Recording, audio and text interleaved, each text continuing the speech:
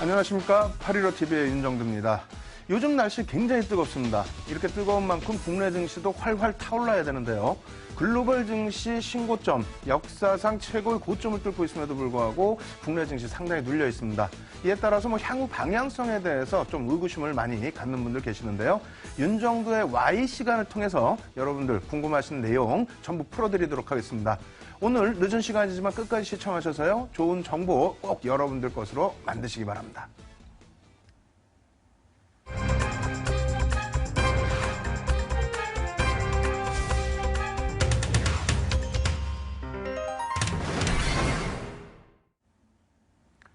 예, 총 3가지 파트로 나누어서 진행을 해드리겠습니다. 첫 번째 순서는 시황을 말씀드릴 거고요. 두 번째 순서는 오늘 시장에서 가장 화두가 됐었던 삼성그룹의 지배구조 관련된 내용 말씀드리겠습니다. 그럼 마지막 세 번째는 여러분들 꼭 배우셔야 될 부분들이죠. 기술적 분석에 대해서 이번 주에는 추세 분석 관련된 내용과 그리고 핵심 공략 종목 여러분들께 노출을 해드릴 테니까요. 끝까지 시청하셔서 좋은 종목까지 꼭 얻어가시기 바랍니다. 자, 오늘 시황 부분부터 좀 점검을 해드릴 텐데요. 우리 연휴 기간 동안에 글로벌 증시도 많은 국가가 좀 휴장에 놓여져 있었습니다. 그렇기 때문에 전체적으로 분석하기 그렇게 까다롭지는 않았습니다만 다만 글로벌 시장에서 특히 미국 쪽에서의 금리 부분, 이 부분이 굉장히 크게 부각이 됐다라는 것 강조를 드리겠고요. 그리고 이 금리 부각에 따른 국내 증시의 흐름 또한 글로벌 증시의 흐름이 어떻게 전개될지도 확인해 보도록 하겠습니다. 먼저 화면을 보면서 설명드려 보도록 하겠습니다. 준비된 화면 놓고 보시게 되면요. 금리 부분에 대한 차트입니다. 미국 기준금리 동향인데 사실상 먼 거리를 갖고 오지 못하고 좀 제한적인 범위에서 갖고 왔어요. 2008년 12월 16일 이후에 0.25% 동결된 이후에 지금까지 미국 금리는 동결된 상태입니다. 이러한 흐름이 대부분의 글로벌 증시가 마찬가지예요. 글로벌 국가에서 영국도 마찬가지로 동결 상태에서 미국과 같이 금리를 인상하겠다 하는 쪽이 되겠고요. 나머지 유로존 같은 경우 추가적인 금리나 그리고 일본도 지금 금리가 멈춰진 상태입니다만 상하이 같은 경우, 중국 같은 경우에는 추가적인 지준율이나 금리 인하를 계속해서 단행하고 있는 상황입니다. 어찌됐건 미국 쪽에서의 이러한 금리 동결 이후에 지금 7년 만에 금리가 인상될 것이 확 실시되고 있죠. 이 부분이 6월 달은 아닙니다만 9월 정도나 혹은 올해 이내에 미국 금리를 인상하겠다. 그러한 내용을 바탕으로 해서 어떤 부분이 연출되고 있죠? 달러 부분입니다. 달러 부분에 강세가 연출되고 있는데 자, 놓고 보시면은 달러 인덱스 일봉 차트예요. 일봉 차트인데 금리 부분에 대해서 어느 정도 미뤄질 수 있다라는 기대감을 가지고 고점 대비해서 일봉 놓고 보시면은 밀려 내려왔었죠. 이렇게 되면서 국내 원달러 환율도 다소 제한적인 범위에서 흘러갔는데 어찌됐건 최근 들어서의 반등이 나오고 있고 이 기조는 추세적으로 지속될 수 있다. 이 부분을 다시 또 월봉으로 놓고 보겠습니다. 달러 인덱스 월봉 차트인데 자세히 놓고 보셔야 될 부분은 여기에요. 이 왼쪽에서 쭉 놓고 보시면 2003년의 1월부터의 흐름이기 때문에 2003년 1월 달에 달러 인덱스의 위치가 어느 정도였는지 그것도 확인하셔야겠죠. 굉장히 높은 위치에 있었습니다. 다시 얘기해서 달러와의 강세 기조가 2003년도에 있었고 지금 기준에서도 2003년 수준까지 달러와 강세가 연동돼 있다. 그렇다면은 우리나라 같은 경우는 어떻게 돼 있죠? 수출주들의 환율 영향이 굉장히 민감한 그런 국가입니다. 그래서 전체 GDP의 70% 이상이 수출주에서 형성되기 때문에 이 환율 부분, 달러와 인덱스의 추이라든가 원달러 환율, 또 원엔 환율에 대해서 우리가 꾸준하게 관찰을 해야 된다. 이렇게 말씀드리겠고요. 자, 원달러 환율 일봉 차트입니다. 원달러 환율 일봉 차트에서 체크하셔야 될 부분은 여기가 되겠죠. 이 부분이 어느 정도 위치가 되냐면 올해 3월 달에 기준이 됩니다. 삼성전자가 희한하게 3월 19일 이후에 움직임 폭이 제한적이었어요. 바닥 대비해서 굉장히 가파른 상승이 나오긴 했습니다만 그 바닥이라는 부분이 대략적으로 여기입니다. 환율 자체가 10월부터 해서 가파른 상승 랠리가 이어졌었죠. 그렇게 해서 삼성전자가 가파른 상승세, 40%에 달하는 상승세가 나왔는데 3월 달부터 해서 삼성전자 자체가 눌려버렸습니다. 그리고 시장은 올라가는데 오히려 삼성전자는 마이너스가 나왔죠. 그러한 부분이 환율에도 일정 범위의 영향력이 있다라고 말씀을 드립니다. 따라서 환율 부분이 재차 다시 오늘 기준의 원달러 환율이 1,100원을 넘어졌어요. 그렇게 된다면 시장 대비해서 오늘 IT주들이 조금 강세를 띄었습니다만 이러한 수혜주들도 역시 눈여겨보셔야 되겠고요. 월봉 기준에서 또 어떤 흐름이 연출되는지도 한번 보셔야 되겠습니다. 월봉 차트 보여드릴 텐데요.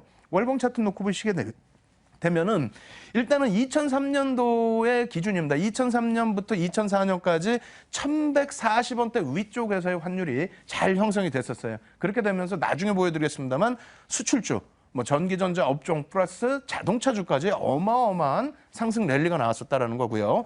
이 구간에서는 뭐 리먼 브라더스 사태가 터져 나왔기 때문에 사실 뭐 높게 올라간 환율이 무조건적으로 긍정적이다 이렇게 해석할 수는 없죠. 다만 밀려 내려와 있을 때 일정 범위가 또 방어가 되면서 수출주들 뭐 지난번의 기준에서 유가 부분의 상승 랠리를 바탕으로 화학과 정유 그리고 환율을 바탕으로 해서 자동차 그리고 삼성전자 역시도 탄력적인 상승이 나왔었습니다. 지금 기준에서 다시 놓고 보셔야 될 부분이 과연 이러한 그 환율, 원달러 환율 부분이 추세적으로 올라설 수 있을까? 그러니까 달러와의 강세 기조 속에 국내 시장의 흐름 같은 경우에도 어찌됐건 불황형 흑자라고 할지라도 무역 수지를 흑자를 계속 유지하고 있습니다. 그렇기 때문에 우리나라 원화도 일정 부분 강세를 띌 수 있는 위치입니다만 원체 달러와의 강세가 지속적으로 추세적으로 나타나줄 수 있기 때문에 이런 환율 부분은 뭐 상당히 긍정적으로 해석을 해볼 수가 있겠죠. 다만 한 가지 지금 뭐 시장에서 우려하는 부분은 이 정도 되겠어요. 원엔 환율의 일봉 차트인데 지금 엔화가 계속해서 약세를 띠다 보니까 이 부분에 대해서 우리나라 수출 업체들 굉장히 힘들지 않겠느냐라는 얘기가 나오고 있습니다. 하지만 제가 기존부터 해석해 드릴 때 어떤 해석을 해드렸어요? 이런 부분 한번 놓고 보셔야 됩니다. 원엔 환율 월봉 차트예요. 매일 보더라도 지겹지가 않으셔야 됩니다. 완전히 이제는 좀 여러분들께 각인이 돼야 될 그런 내용이 되는데 일단은 현재 기준 대비해서 이쪽의 기준이 2007년도예요. 2007년도 바닥을 찍을 때가 700엔대였다는 거죠. 다시 표현한다면 물론 2007년도에 그 원달러 환율도 900원 정도 형성이 됐었어요. 그렇게 되면서 수출주들이 굉장히 움직이지 못하는 뭐 삼성전자라든가 현대차라든가 시장 수익률에 겨우 턱걸이하는 정도 수준뿐이 움직이지 못했습니다. 다만 그렇다고 해서 시장이 붕괴됐느냐를 말씀드리는 거예요. 전혀 그렇지 않았다는 거죠. 2007년 초반에 환율 자체가 굉장히 무겁게 흘러갔음에도 불구하고 국내 증시는 상승 랠리가 굉장히 가파르게 나왔습니다. 1,400포인트대에서부터 2,000포인트를 돌파하는. 그렇기 때문에요. 현재 기준에서는 한쪽은 원달러 환율은 그나마 긍정적인 부분이 있죠. 그래서 원엔 환율에 대해서 조금 우려감이 있습니다만 여기에서는 조금 업종별로 차이점을 놓고 보면서 대응을 하자. 이렇게 말씀드립니다. 그러면 두 가지로 압축을 해드렸는데 하나는 금리였어요. 미국의 금리 부분의 인상 부분은 앞으로 뭐 지속된다는 것은 여러분들이 더 잘 아실 거고 그 미국 금리의 인상 부분이 미치는 영향력 환율 부분, 달러와 인덱스의 강세 부분, 이 부분이 원달러 환율에 긍정적인 영향을 미칠 수 있다. 그렇게 된다면 당연히 수출주들에 대한 관심이 높아져야 된다라는 것을 말씀드립니다. 거기에 한 가지 더 있어요. 한 가지 더 놓고 보실 부분이 최근 들어서 유가라든가 또 CRB 상품 가격의 하락 부분이 어떠한 부분에서 해석이 나왔었죠? 그러니까 물론 뭐 음모론도 많습니다. 러시아 죽이기다부터 해서 뭐 여러 가지 음모론이 있습니다만 실질적인 내용을 놓고 보시게 되면은 사실상 그 달러와 인덱스의 강세 부분, 그러니까 달러와 자산 가치 그 달러화가 약세를 띠면서 결제 통화가 약세를 띠면서 유가가 올라갈 수밖에 없었던 그런 내용. 그리고 그러한 부분이 지속된 상태에서 이제는 금리 인상에 대한 언급이 2013년 말부터 나오고 그게 현실적으로 다가오다 보니까 어떻게 됩니까? 급격하게 상품 가격, CRB 일봉 차트인데요. 급격하게 상품 가격이 밀려 내려와 있었죠. 그리고 이러한 부분은 주봉 기준으로 놓고 보시더라도 추세적인 범위입니다. 한동안 좀 멈춰져 있는 구간에 놓여져 있었는데 그 이후 구간에서는 뭐 급격하게 하락이 되고 바닥 반등이 일부 나타나긴 했습니다만 이 부분은 크게 우려할 수준이 아닙니다. 거기에 WTI 뭐 서부 텍사스 중진류 같은 경우도 놓고 보시면요. 일본 기준에서 급격한 하향 안정 추세. 그러고 나서 이제 반등이 나오다 보니까 60불 위쪽의 흐름이 강도 있게 나오는 것이 아니냐라는 그 의견들이 많습니다만 제 의견은 좀 반대예요. 제 의견은 오히려 뭐 급격한 흐름이 아니라면은 위로 올라서든 아래로 내려가든 뭐 정유 그리고 화학 그리고 항공업체들에 미치는 영향력은 제한적이다 이렇게 말씀드립니다. 그리고 오히려 뭐 이렇게 주봉 차트로 놓고 보시게 되면은 현재 위치가 가파른 상승으로 나타날 수 있는 범위는 아닙니다. 기술적인 부분에서의 반등 여력분이 되지 않는다. 그리고 또 한 가지는 요거죠. 최근 들어서 이제 뭐 크루드 오일 재고량 추이인데 서부 텍사스 중진류를 다르게 표현하는 부분이에요. 이 부분에 있어서 일본 기준으로 놓고 보시게 되면은 최근 일부 어떻게 됩니까? 재고량 자체가 일부 축소가 되면서 이 부분에 대한 우려감이 불거졌습니다만 일봉으로 놓고 보시더라도 추세 부분은 사상 최대치 추세가 이어지고 있다는 겁니다. 그리고 이 부분을 연도별로 놓고 보시게 되더라도 마찬가지예요. 지난 그 예전 과거 데이터부터 쭉 90년부터 놓고 보실 때 지금은 어떻게 됐습니까? 원유 재고량이 사상 최대치라는 얘기입니다. 원유 재고량이 사상 최대치이고 수요 부분이 중국이 지금 계속해서 금리를 인하하고 지준율을 인하하고 경기 부양을 하죠. 근데 경기가 살아나는 부분이 확인되지 못하고 있단 말입니다. 그렇게 놓고 따졌을 때는 현재 기준에서의 원자재 가격의 상승, 또 유가 부분의 급격한 상승 부분은 제한적일 것이다라는 의견이 조금 더 많이 있습니다. 거기에 다음 달부터 해서 6월부터 해서 이란의 수출 물량 제재 부분이 풀리고요. 그리고 산유국들의 증산 부분도 계속 논의가 되고 있는 상태이기 때문에 유가 부분에 대해서 너무 민감하게, 그러니까 유가가 급등이 나온다, 급락이 나온다 이 정도 수준만 아니라면은 항공이나 항공이나 화학, 뭐 정유업체들에 대한 미치는 영향력이 제한적이기 때문에 펀더멘털적인 부분으로 더 놓고 보자 이렇게 말씀드립니다. 다시 한번 정리를 쭉 해드리면요. 금리 부분 말씀드렸고요. 금리 인상 부분은 추세적인 부분이다. 그 부분을 받아들여야 된다. 두 번째는 금리 인상과 함께 달러와 인덱스의 강세, 이 부분이 원달러 환율에 오히려 긍정적인 영향을 미친다. 세 번째로는 상품 가격의 하향 안정 추세가 나온다. 그럼 상품 가격이 하향 안정 추세일 때 수혜를 받는 그런 업종을 놓고 보셔야 됩니다. 마지막으로 이거 한번 비교를 해드릴게요. 이것도 예전에 분명하게 갖고 나왔던 내용이고 이 부분에 한 가지만 더 업데이트를 시켰습니다. 그냥 이렇게 보여드리다 보니까 뭐 올라오면 얼마나 올라왔느냐 이렇게 생각하실 수가 있는데 정확히 보시면은 그 차트 기준에서는 2004년 8월부터 2007년 11월까지 기준입니다만 실질적으로 미국의 금리 인상을 하던 시점이 2004년 6월부터 2006년 상반기 6월 달까지입니다. 근데 그게 왜 중요하냐면 지금처럼 그때 당시에도 힘들었었단 말입니다. IT 거품이 붕괴가 되고 9.11 테러가 나오면서 엄청난 금리 인하를 단행했었죠. 그 부분에 대해서 금리 인상하던 시점에 미국은 어떻게 됐습니까? 앞전의 상승 랠리 대비해서 선반영 측면이 있었기 때문에 다우지수는 횡보. 근데 S&P 500 지수와 나스닥은 특히 나스닥의 경우는 반등이 강하게 나왔고요. 유로 증시 같은 경우에도 가파른 상승이 나왔습니다. 국내 증시 이렇게 놓고 보면은 별로 못 오른 것 같지만은 실질적으로는 코스피 지수 2004년 8월 저점 713포인트 대비해서 2006년 6월 고점이 1464포인트입니다. 다시 표현한다면은 105% 상승. 시장 지수가 105% 상승이면은 지금 기준으로 따지면 4000포인트까지 올라간다는 얘기예요. 다시 얘기해서 금리 부분의 인상 부분이 악재 요인이 아니었다라는 겁니다. 물론 과거랑 똑같은 흐름이 나올 수는 없다 할지라도 이러한 부분들 꼭 놓고 보시고요. 여기 한 가지 더 종목으로 우리나라 지수로 놓고 보시게 되면은 일단 이러한 흐름이 나오면 당연하게 지금쯤 국내 증시도 강력한 상승 랠리가 나와야 되지 않느냐 이렇게 말씀하시는 경우가 있어요. 맞습니다만 다만 국내 증시도 좀 제가 억지를 쓴다면은 나쁜 위치가 아니라는 겁니다. 수급 부분은 계속해서 설명을 드렸었고요. 그리고 오늘 부분은 과연 고점에서부터 얼마큼의 위치에 있길래 우리가 이만큼 눌려 있느냐. 이 부분이 추세적으로 안 좋은 것이냐. 아니면 6월부터 시세가 나올 수 있는 위치냐. 그 부분을 한번 해석해 드리겠습니다. 지금 차트 놓고 보시게 되면요. 선 하나에 동그라미 하나만 딱 그려놨어요. 사실은 뭐 이평선도 필요 없습니다. 원래는. 근데 이 부분을 놓고 보시면 한 가지만 생각하세요. 이 빨간색 위에 놓여져 있는 지수대가 2007년도 같은 경우에는 부딪히긴 하지만은 2100포인트거든요. 2100포인트 위쪽의 월봉 기준으로 안착해서 끝나질 못했습니다. 2007년도 정확히 보시면 가파른 상승 랠리 이후에 사실상의 오버슈팅 이후에 어떻게 됩니까? 2100포인트에 안착하지 못하고 2000포인트 위쪽으로 올라섰던 것도 2달 정도뿐이 없죠. 종가상으로는 한 달입니다. 한 달 올라섰고 결국은 미끄러져 내려왔죠. 다시 올라선 부분은 여러 가지 요인이 있겠습니다만 유동성의 힘이다. 워낙 화폐 자체가 원체 풀리다 보니까 화폐의 가치의 하락과 함께 일단 시장의 재평가 부분이 진행된 거고요. 그와 함께 움직였던 범위가 2100포인트 위쪽인데 월봉 기준의 종가상 2100포인트 위에 안착된 것은 역시 한 달뿐이 없어요. 2011년 4월입니다.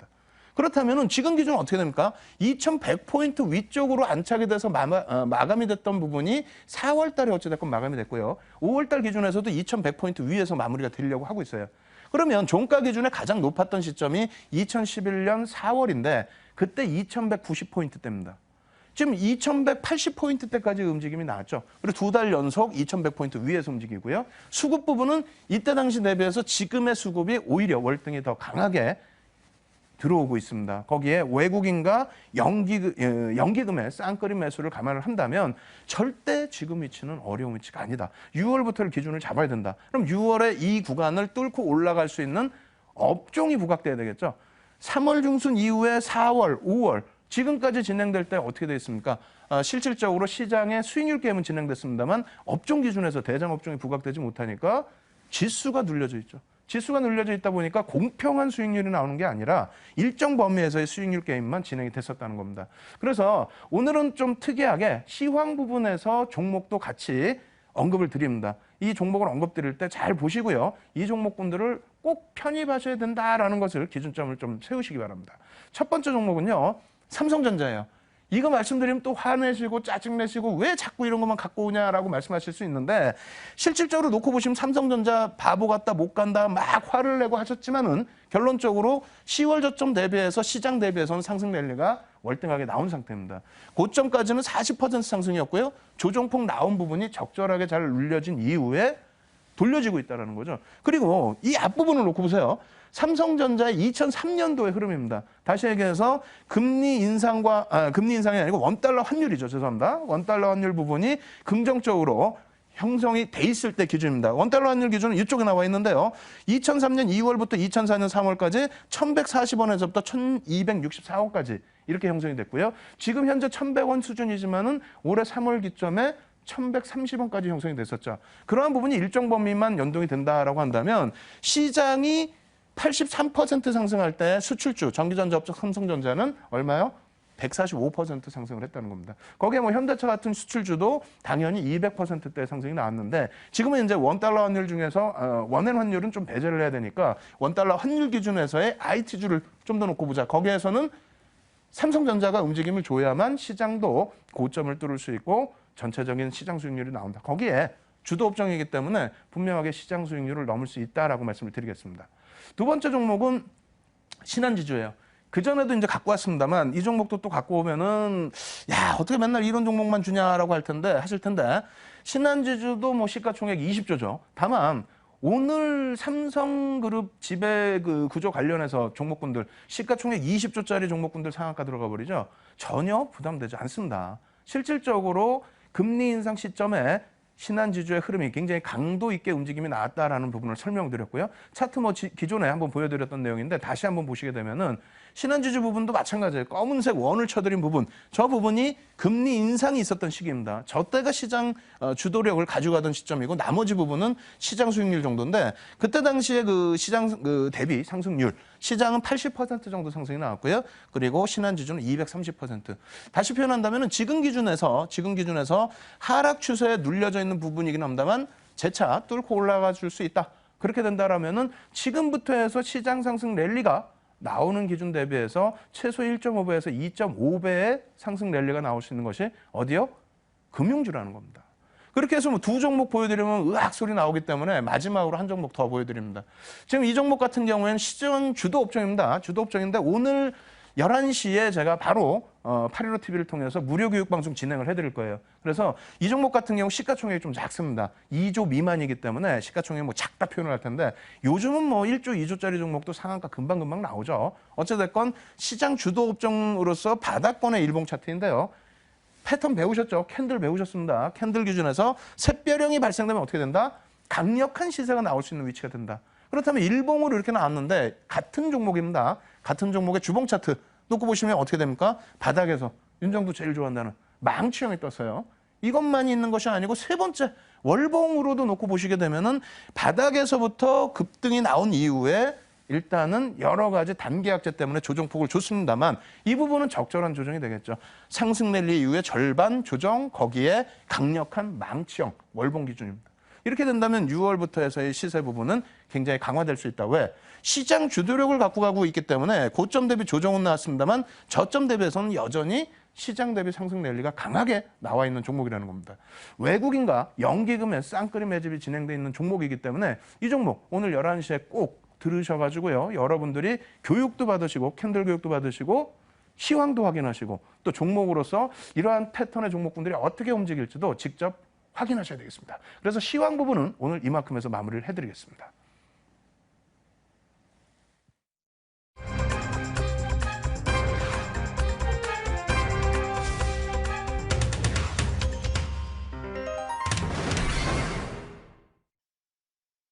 예, 두 번째 시간에도 오늘도 마찬가지로 뭐 노출됐던 종목이긴 합니다만 두 번째 시간도 종목을 노출을 해드릴 거예요. 물론 뭐 세 번째 시간에는 아무래도 추세에 대한 공부를 첫 시간 공부를 하는 거기 때문에 굉장히 또 강한 종목 언급을 드릴 텐데 두 번째 시간에도 종목 노출되니까 끝까지 뭐 조심은 안 됩니다. 굉장히 중요한 내용들이니까 시청 잘 하셔가지고 여러분들 종목으로 꼭 만드시기 바랍니다. 일단 오늘 뭐 상당히 난리가 아니었죠. 삼성그룹에 대한 지배구조에 대한 개선. 이 부분에 대해서 설명을 한번 드려보도록 하겠습니다. 좀 빨리 진행해 드릴 거예요. 텍스트 내용이 있고 앞부분 시황이 좀 길었기 때문에 빠르게 진행을 해 드릴 텐데 지주회사 부분은 여러분들이 뭐 포털 사이트 검색을 하셔도 자세히 나올 겁니다. 요즘은 뭐 정보가 워낙 흔하다 보니까 여러분들이 중요한 내용은 다시 검색을 해서 또 한번 찾아보시도록 하고요. 두 번째로 뭐 지주회사의 제한 의무 같은 경우 좀 받으셔야 될 부분인데 지주회사는 부채 비율을 200% 미만으로 유지해야 되고 또 자회사 지분을 40%, 상장사 같은 경우는 20% 이상 보유를 해야 됩니다. 그리고 손자회사에 대한 규정, 또 100% 지분을 갖고 있어야 되는 그런 규정도 있죠. 이 부분 때문에 이제 그 두산그룹 같은 경우에는 이러한 부분을 또 우리는 유지하기 좀 어려울 것 같다. 지금 그룹을 조금 더 개선시키는 부분이 나올 것 같다라고 해서 지배회사 구조를 탈피를 했습니다. 그러니까 예전부터 해서 지배구조의 투명성을 확보하기 위해서 IMF 이후에 외국계 자본이 우리나라 시장에 요청했던 부분이 그거였죠. 지주회사 체제로 전환을 해라. 기업의 경영권의 투명성을 보여달라. 이런 부분을 요청을 했는데 그로부터 해서 이제 뭐 여러분들 잘 아시다시피 그룹 자체가 조금씩 분할이 되고 그렇게 되면서 지주회사 체제가 되고 조금 더 깔끔한 모습으로 시장에 나와주게 되면서 그러면서 국내 증시도 한 단계 업그레이드 됐다 이렇게 놓고 보셔도 되겠습니다. 일단 삼성그룹 같은 경우에는 이제 뭐 부채 비율이 별로 없는 그러한 그 그룹이기 때문에 지금까지 지주회사 전환 부분에 대해서 좀 여유로움이 있었는데요. 어찌됐건 지금은 지배구조에 관련된 내용으로 변화가 되고 있는 그런 모습입니다. 추가적인 내용, 뭐 지주회사 관련된 내용에 뭐 이러한 종류가 있다라는 거 알아두시면 좋을 것 같고요. 그다음에 삼성물산과 제일모직의 합병 발표가 오늘 발표가 됐죠. 그렇게 되면서 9시 반에 이제 그 동시호가가 늦게 출발이 됐고 삼성물산은 뭐 상한가로 바로 직행을 했다가 상한가에서 거래가 계속 터져 나오는 그런 흐름이 연출이 됐는데 어찌됐건 간에 이러한 그 기존 연결 순환고리를 좀 더 짧게 했다라는 부분에 대한 의미가 있습니다. 그리고 삼성물산의 그 대주주 이재용 부회장이신데 이분이 23%의 지분에서 합병 이후에는 16.5%로 줄어들어요. 다만 제일모직이 또 갖고 있는 그러한 그 계열사 지분들이 있죠. 삼성 생명에 대한 지분이라든가 또 삼성생명이 갖고 있는 삼성전자의 지분이라든가 이런 그 내용 때문에 지배구조가 좀 단순화되고 경영권을 장악할 수 있다. 그래서 굳이 지주사로 전환을 안 하더라도 지주사 전환 비용 굉장히 비용이 많이 들거든요. 그러한 부분에 전환을 하지 않더라도 그룹을 장악할 수 있기 때문에 이러한 부분으로 지주사 전환 대신에 진행을 한 것 같습니다. 그리고 이러한 부분은 뭐 저보다도 더 유능하신 분들이 또 설명 많이 해놨으니까 이 부분도 좀 검색을 하셔서 놓고 보시도록 하고요. 그리고 이제 삼성전자 부분이죠. 이 부분이 좀 중요한데 어찌됐건 간에 삼성전자의 지배력을 크게 가지고 갈 수 있어야 됩니다. 그런데 삼성전자의 지분 구조 이렇게 놓고 보시게 되면은 뭐 이런 식으로 형성이 되어 있습니다. 여기서 눈에 띄는 부분이 삼성생명과 삼성물산이 되겠고요. 그리고 이 부분도 좀 놓고 보셔야 됩니다. 이재용 부회장의 삼성전자에 대한 지배력과 삼성생명에 대한 지배력인데 이 두 가지가 왜 중요하냐면 어찌됐건 삼성전자의 지배력을 가지고 가는 거하고 그리고 삼성생명의 지배력을 가져가야 한다는 부분입니다. 삼성생명이 모든 금융 계열사들을 장악하고 있기 때문인데요. 이 부분이 삼성생명이 또 삼성전자까지의 지분, 7%대 지분까지 가지고 있는 거죠. 어찌됐건 지금 현재로서도 지배력은 가지고 있습니다. 지금 현재로서도 이재용 부회장이 이제 삼성전자 지분은 적지만은 삼성물산 지분이 많게 되면서 삼성물산이 삼성전자 4% 갖고 있고 또 제일모직과의 합병을 통해서 제일모직이 갖고 있는 제일생명의 지분 19.3%, 또 삼성생명이 갖고 있는 삼성전자의 지분 뭐 이런 내용인데 이렇게 말씀드리면 벌써 또 지루해 주실 겁니다. 어찌됐건 이러한 내용들이 계속 이제 순환성으로 되고 있고 중요한 부분은 제일모직과 삼성물산의 합병은 일단은 이제 노출이 된 겁니다. 거기에 오늘 같은 경우에 사실상 아무래도 쇼커버링 물량이 유입이 된 것 같아요. 그래서 이제 상한가까지 진입이 된 것으로 보여지는데 향후 추세에 대해서는 솔직히 저도 뭐라고 장담을 못 드리겠습니다. 좀 너무 가파른 변동성이 나오는 것도 시장에 뭐 그다지 긍정적이지만은 않다라는 설명을 드리는 거고, 더 중요한 부분은 앞으로 지배구조 개선 부분에 대해서 어떤 종목이 어떻게 움직일지를 예상해 보는 게 더 중요하겠죠. 그래서 추가적인 부분 좀 더 놓고 보여드릴 텐데, 일단은 삼성 SDS도 오늘 크게 움직였어요. 그런데 삼성전자의 지배력을 가지기 위해서는 삼성 SDS와의 합병설이 좀 불거지고 있습니다. 그 부분도 여러분들이 염두를 내두시고, 오늘의 가장 큰 기준점은 삼성생명입니다. 지난주에도 삼성생명, 지지난주에도 삼성생명 말씀드렸어요. 또 금리 관련해서도 삼성생명 보셔야 되는데, 금융지주회사로서의 전환 가능성이 또 부각이 되고 있습니다. 그래서 삼성생명에 대해서 전체적인 금융계열사의 지배력을 강화하려면은 실질적인 삼성생명의 그 지분도 가지고 있어야 되겠죠. 현재로서는 이건희 회장님이 20.76%를 가지고 있습니다. 그게 이제 최대 지분인데, 이 부분을 어찌됐건 가지고 오는 수순이 진행될 것으로 예상이 되고 있어요. 그렇다면은 삼성생명 부분도 뭐 두 가지 재료 요인을 볼 수 있죠. 첫 번째로는 미국의 금리 인상, 그에 따른 우리나라의 금리 변화, 이러한 부분을 예측할 수 있는 부분이 있고, 또 한 가지는 삼성그룹의 지주회사로서의 전환 혹은 지배구조에 대한 지배력을 좀 더 강화하는 부분에서의 수급 개선폭, 이런 부분을 또 놓고 보실 수가 있습니다. 그래서 삼성생명 같은 경우에도 벌써 이미 진행 단계에 있습니다. 지난번에 보여드렸다시피 신세계가 가지고 있는, 신세계와 이마트가 가지고 있는 이 물량을 얼마예요? 109,200원에 블록딜로 넘겼습니다.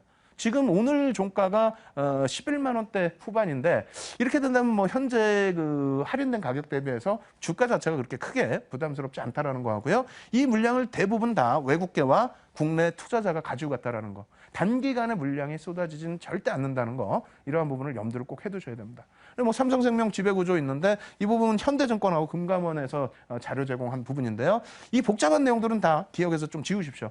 다시 정리를 해드린다면, 제일모직과 삼성물산의 합병 부분은 노출이 됐고, 그 이후의 흐름은 기관 투자가와 외국인 투자자들에서 시세의 흐름이 나올 거고요. 그 이후에 이제 추가적으로 남아있는 부분이 삼성전자와 삼성 SDS의 합병이 있을 것이냐. 그리고 삼성생명은 어찌됐건 지배구조는 바뀌어야 됩니다. 바뀌어야 되기 때문에 삼성생명의 지주사 전환 혹은 지배구조의 변천 과정, 이러한 부분에 조금 더 신경을 쓰셔야 된다, 이렇게 마무리를 해드립니다. 그러고 나서 이제 제일모직하고 매매 동향 부분 좀 더 놓고 설명을 드릴 텐데, 내일부터 굉장히 중요한 부분이에요. 시장이 오늘도 사실상은 많이 왜곡된 부분이 있는데요. 제일모직의 시가총액이 25조입니다. 25조고, 오늘 외국인이 제일모직을 175억 샀고, 기관이 747억을 샀습니다. 그리고 삼성물산에 대해서는 약 10조 정도 시가총액이고요. 57억 외국인 매수에 기관이 470억 매수가 됩니다. 그리고 마지막으로 이제 삼성 SDS예요. 시가총액 21조입니다. 세 개를 합치면 55조예요. 55조면은 시장 지배력 자체가 4% 정도 수준이 됩니다. 두 종목이 상한가 들어가고 한 종목이 오늘 뭐 7% 수준 올랐기 때문에 이 세 종목에서 지수 견인한 폭이 10포인트가 넘는다는 겁니다. 10포인트 수준, 10포인트 넘는 수준, 이 정도기 때문에 여기서 등락이 많이 나오게 되면은 시장 자체가 상당히 왜곡이 될 수 있죠. 거기에 오늘 외국인들은 관망이었습니다. 소폭의 매도, 100억 수준의 매도인데, 이쪽 세 종목의 매수가 이렇게 집중되다 보니까 오히려 다른 종목에는 매도가 형성이 됐죠. 기관도 역시 마찬가지고요. 그래서 내일부터는 아무래도 이 종목군들의 변동성이 확대되면 안 된다, 이렇게 놓고 보시고, 말씀드린 삼성생명 부분을 조금 더 집중해서 설명을 드리겠습니다.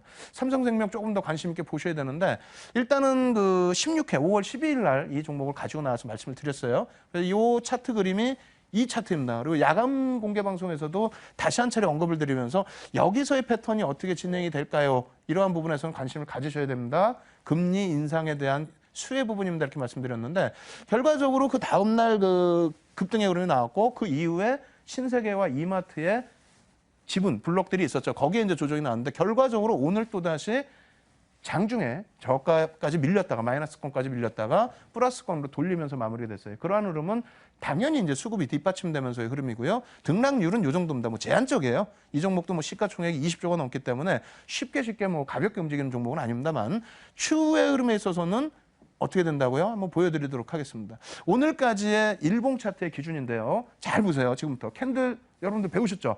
첫 번째 일봉입니다.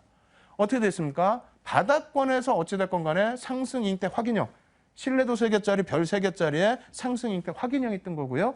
그리고 공부하신 분들은 아시겠습니다만, 복습 열심히 하신 분들은 아시겠습니다만, 저 구간에서라면은 매수 구간이 지금 놓쳐졌어요. 지금 현재는 매수 구간이 아닙니다. 그리고 상승 장악 확인형이 지금 또 떠 있죠. 근데 이 기준에서도 일본 기준인데 조금 망설여지시는 분들이 분명히 계실 겁니다. 그래서 주봉도 한번 가지고 나왔습니다. 주봉 같은 경우에도 상승 장악형이 떴고요. 이렇게 된다면 바닥 시세 부분이 지속될 수 있다는 게 일본과 주봉에서 확인이 됐다라는 거죠. 그리고 여기서도 공부를 저와 함께 자세히 하셨던 분들은 매수 구간을 지금 놓쳤는데 어떻게 할 것이냐라는 질문을 당연히 하셔야 돼요.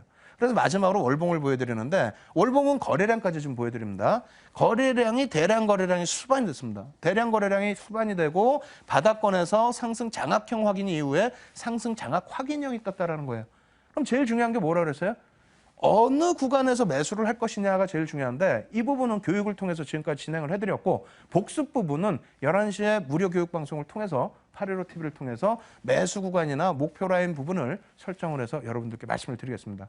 따라서 이 종목은 Y를 통해서 오늘의 경우에는 삼성그룹의 지배구조 개선 관련된 내용, 시장을 크게 뒤흔들어 놨는데 그 앞부분의 내용은 여러분들이 검색해서 보셔도 충분할 것 같고요. 뒤에 SDS와 삼성전자의 합병이라든가 삼성생명, 아직까지 크게 부각되지 않았습니다만 금융계열사의 지주사 전환 혹은 지배구조 개선, 이 부분도 꼭 신경을 쓰셔야 되고 삼성생명에 대한 여러분들의 분석도 굉장히 중요한 위치다라고 설명을 드리면서 두 번째 시간 마무리 지어드리도록 하겠습니다.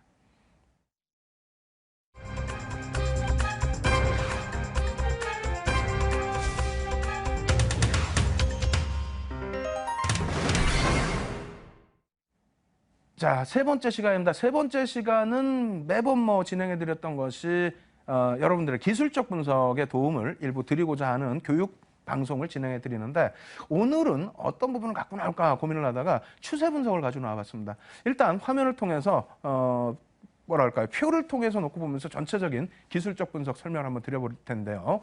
이렇게 놓고 보시면은 기술적 분석의 큰 틀의 종류입니다. 큰 틀의 종류는 여러 가지가 있는데 첫 번째로는 추세 분석이 있고, 그리고 패턴 분석이 있고요. 그리고 지표 분석, 시장 구조 이론 이렇게 크게는 나뉘어지고 있습니다. 그래서 여기서 보시면 추세 분석은 우리가 배웠죠. 배운 부분이 이동평균선. 그리고 이동평균선보다 이제 기본이 되는 것이 저항선과 지지선인데, 이번 주부터 해서는 저항선, 지지선, 그리고 추세선, 이러한 부분들을 공부를 해나갈 겁니다. 그리고 패턴 분석은 서양식 패턴 분석, 그러니까 헤드앤숄더형 이런 부분이 서양식 패턴 분석의 기준이 되겠고요. 쌍바닥을 찍었다, W자 패턴, 이러한 부분이 서양식 패턴 부분인데 추후에 다시 공부를 해드리도록 하고요. 일본식 캔들 부분은 우리가 두 번째 파트에서 좀 배웠죠. 그래서 이 부분 일단은 공부를 했고, 그리고 지표 분석 주가 수급 부분은 맨 앞부분에 우리가 했습니다. 주도주들에 대한 공략, 그리고 보조 지표는 맨 뒷부분에 이제 우리가 정리를 해드릴 텐데, 일단은 시장 구조 이론에도 보조 지표가 많이 포함되어 있어요. 엘리어트 파동 이론, 일목균형표,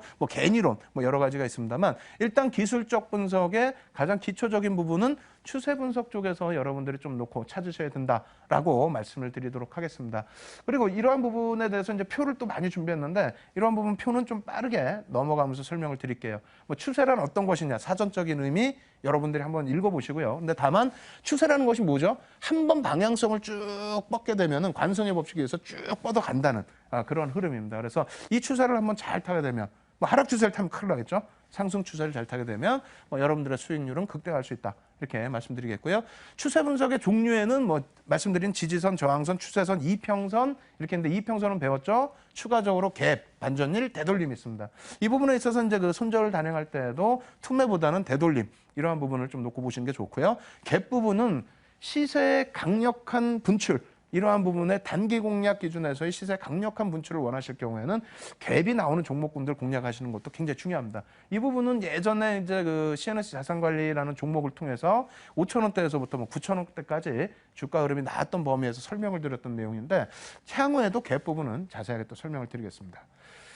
지지선부터 짧게 한번 설명을 드리고 실전 차트 보여드리면서 또 설명을 드릴게요. 일단 지지선이란 어떤 걸까요? 이러한 그 사전적인 내용들이 쭉 있습니다. 이것도 자료를 여러분들이 다운 받으셔서 차분하게 보시는 게 오히려 나을 것 같아요. 뭐 하나하나 설명드려봐야 지루하기만 할 것 같고요. 그림으로 오히려 보시는 것이 좀 더 나을 것 같습니다. 그리고 저항선이라는 부분도 마찬가지가 되고요. 그리고 지지선과 저항선 분석을 하는 이유. 이것은 뭐 당연히 목표 주가 설정 가능하기 위해서, 그리고 추세가 지속될 것이냐 아니면 추세가 반전될 것이냐. 그러니까 저항선을 뚫고 가면은 추세가 반전이 되는 거죠. 뚫고 올라가는 거죠. 그리고 거기서 막혀버린다면은 추세가 그 박스권에서 지속되는 걸 거고요. 이러한 흐름을 파악하기 위해서고 포트폴리오를 구성하기 위해서다. 이렇게 놓고 보시면 되겠습니다. 자, 이제부터 그림 보면서 설명을 드릴게요. 여러분들 뭐 다 아시는 내용이기 때문에 야, 이렇게 쉬운 거를 무슨 교육이라고 하느냐라고 생각하실 수 있는데, 조금 이따 이제 실전 종목 놓고 보시면 또 막상 그렇지가 않아요. 그리고 여러분들이 이 그림은 자율적으로 그릴 수가 있으십니다. 뭐 이러한 부분에 있어서 뭐 이렇게 수평으로 그려서 박스권을 그리셔도 되고, 혹은 추세 라인으로 해서 대각선으로 놓고 그리셔도 됩니다. 그러한 부분은 뭐 추세선 그리는 방법은 나중에 좀 더 자세히 설명을 드리겠고요. 1차적으로 저항선과 지지선에 대한 설명인데, 뭐 가장 기초적인 부분이다 할지라도 굉장히 좀 심도 있게 공부를 하셔야 됩니다. 일단 첫 번째 부분의 저항선, 맨 위의 저항선은 우리가 사실상 이것이 저항선이다라고 인식하는 것은 꺾여 내려온 이후의 저항선을 확인할 수가 있는 거고요. 이 부분의 지지선도 마찬가지입니다. 돌려지고 난 이후의 지지선이라는 것을 확인할 수 있죠. 다시 얘기해서 여기가 다시 한번 저항선이라고 표시되어 있습니다만, 이 부분도 첫 번째 형성된 저항선은 우리가 알 수가 없습니다.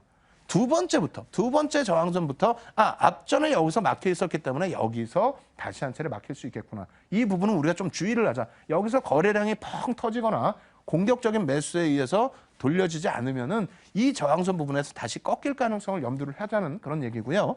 첫 번째 지지 라인은 말씀드린 것처럼 돌려져야만 할 수 있다고 그랬죠. 그렇기 때문에 두 번째 지지 라인을 통해서만 여기가 지지가 될 수 있겠구나라는 것을 계산을 할 수 있다라는 겁니다. 그래서 그냥 이렇게 놓고 보시면은 그냥 간단하게 여기 저항이고 여기 지지고 이렇게 생각하실 수 있는데, 실질적으로 내 자산을 지키시는 거기 때문에 공부하실 때는 좀 더 명확하게 공부를 하셔야 되는 게 맞다라고 설명을 드립니다. 그리고 이러한 그 패턴 부분이 다시 이러한 그림으로 또 놓고 볼 수가 있겠죠. 뭐 선 차트의 개념으로 놓고 보실 수가 있는데, 앞서 말씀드린 개념하고 똑같습니다. 그래서 파란 색깔이 저항선이고 빨간 색깔이 뭐 지지선, 뭐 이런 개념으로 좀 해놨는데요. 놓고 보시게 되면은 어떻게 돼 있습니까? 첫 번째 부딪히는 공간에는 동그라미를 안 쳐드렸어요. 왜 그러냐면 여기가 처음부터 부딪혔는데 이게 저항인지 아닌지 어떻게 알아요? 깨져 내려갈 때 이제 저항선의 기준이 되겠죠.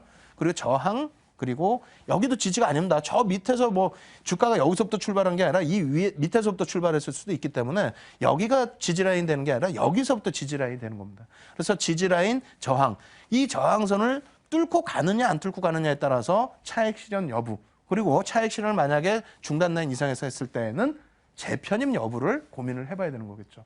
그래서 이 부분에 대한 실전 전략 부분은 향후에 말씀드릴 거예요. 뭐 대략적으로 예를 든다면 박스권에 형성되어 있는 추세라든가 추세 부분에 뭐 대각선 추세 부분에 형성되어 있는 범위를 돌파했을 때에 그럼 이것을 돌파로 인정을 할 것이냐 아니면 다시 이 정도에서 꺾여 내려올 것이냐의 기준은 나중에 자세히 설명을 드리겠습니다만, 간단하게 미리 설명드린다면은 제 기준에서는 뭐 적어두셔도 이건 상관없습니다.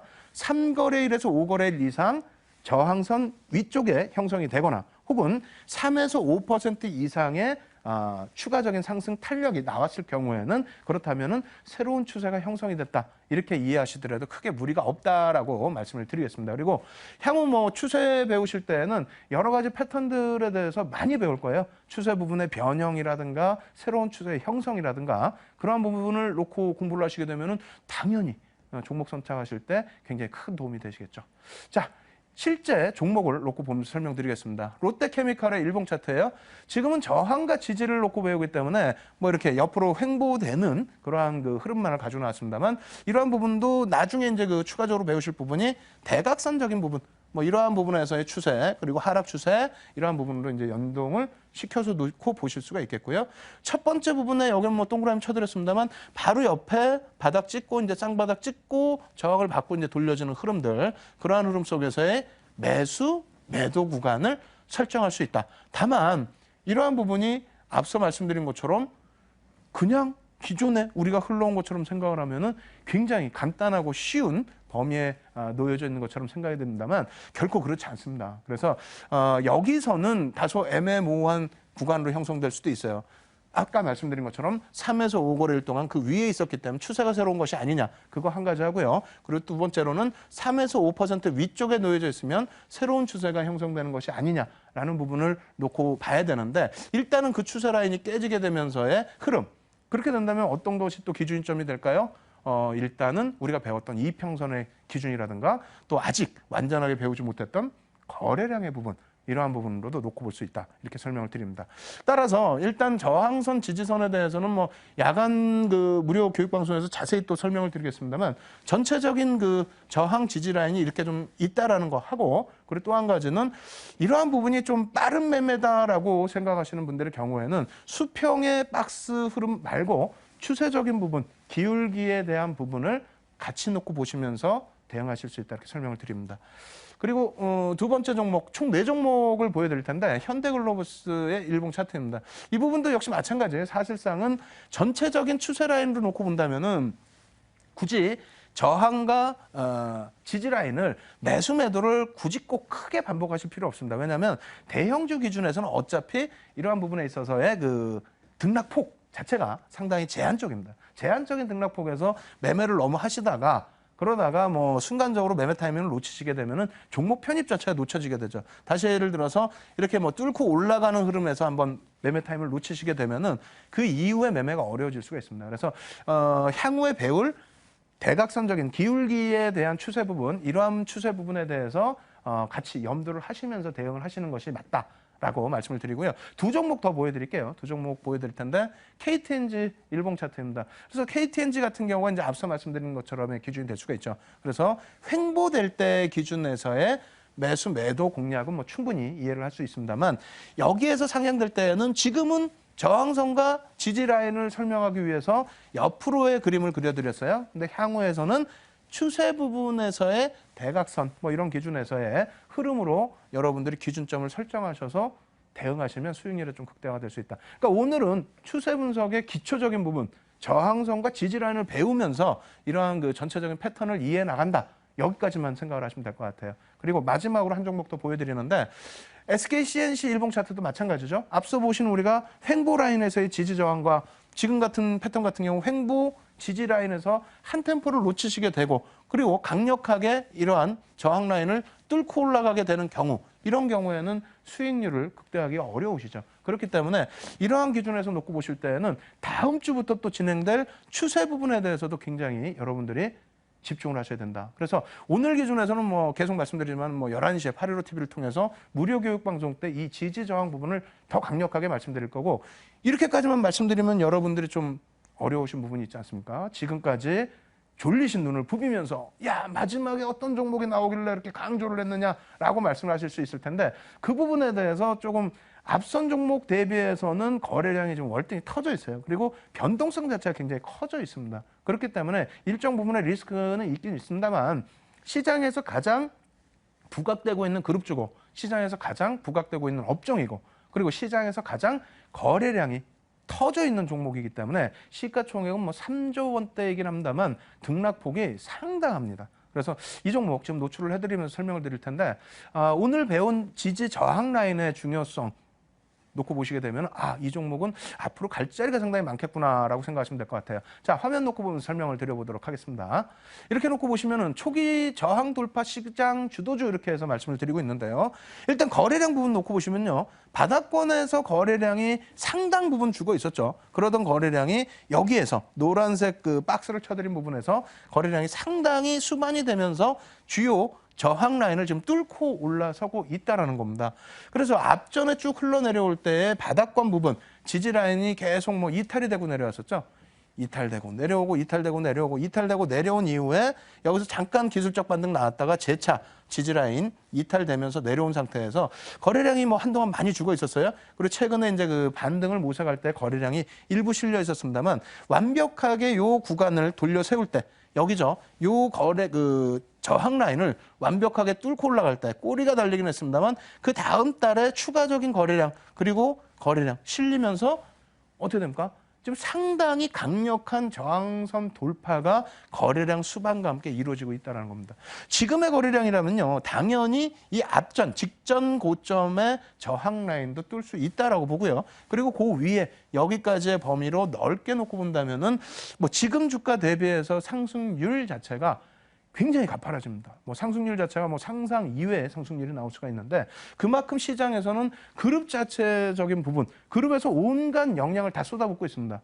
쏟아붓고 있고요. 뭐 그룹 자체가 지금 뭐 한 단계 또 올라서서 전체적으로 놓고 볼 때 10위 안, 9위까지 지금 순위가 올라와 있는 것으로 추정이 되는데 그 핵심 역량, 그룹의 핵심 역량을 전부 쏟아붓고 있는 거고요. 그리고 수급.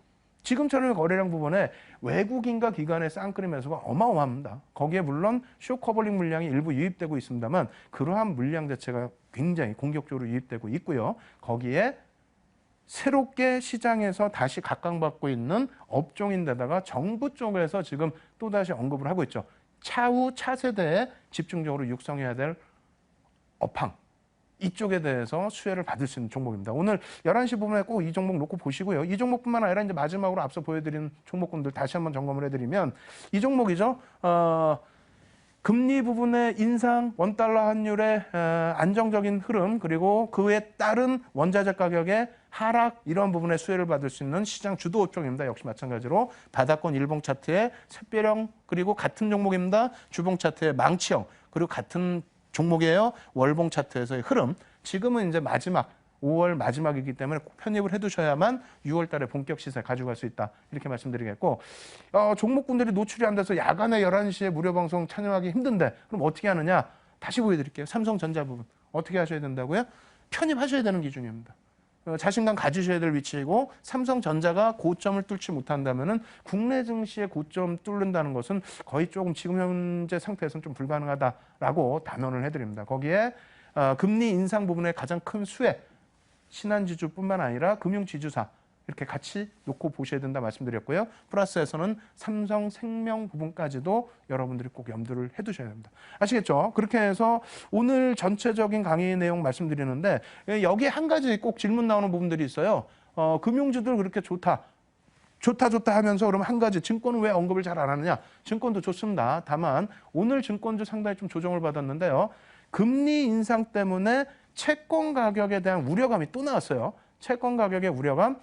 한 번에 움직이지 않는다 그랬죠. 그 부분에 대해서 16강에서 말씀을 드렸는데 그 복습 부분도 무료 공개 방송 통해서 진행을 해드리도록 하겠습니다. 오늘은 중요한 내용 굉장히 많으니까 11시에 815TV에 무료 공개 교육 방송 꼭 참여하셔서 여러분들 지식 꼭 여러분들 걸로 만드시기 바라겠고요. 그리고 저는 다음 주에 매주 화요일마다 여러분 찾아뵙고 있죠. 다음 주에 여러분들 또 9시 만에 찾아뵙고 더 좋은 내용으로 인사드리도록 하겠습니다. 지금까지 윤정두의 Y의 윤정두였습니다.